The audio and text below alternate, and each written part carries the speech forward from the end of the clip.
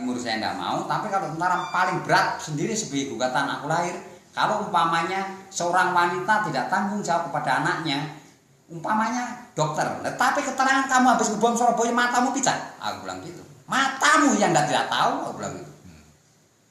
Sampai itu julu datri, ngebom. Ngerti kita maksud?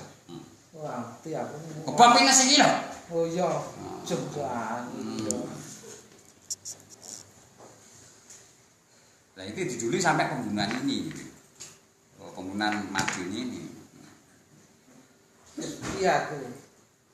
Iki edan apa ora waras nek aku dipelihara bandi umpama wong keluarga pulung kuwi ora tanggung jawab, umpama aku ki anak Mbarajiman, aku pembesare wong pulung kok ora tanggung jawab, kok pateni karo dulur aku Mbah Saimun karo lurah. Dipateni dibeleh lho ki Mbah Mangun. Kowe ki piye to? Mbah Mangun mbah bibit dipateni. Makanya sampai omah kaya ngono-ngono kuwi cerita kuwi itu bukan main, bukan mainan orang sini. Orang Mbak Bibit itu rumah kerja. Itu enggak main-main, belek-belek tenan. Bibit kempar kuwi. Bibit Mangun terus pakai bibit kuwi.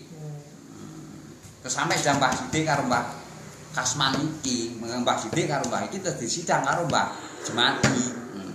Lah dulur-dulur kok ngendi kok budak. Li orang pembesarnya kopi itu. Setelah aku diakui salah satu sidang Mbak Hadi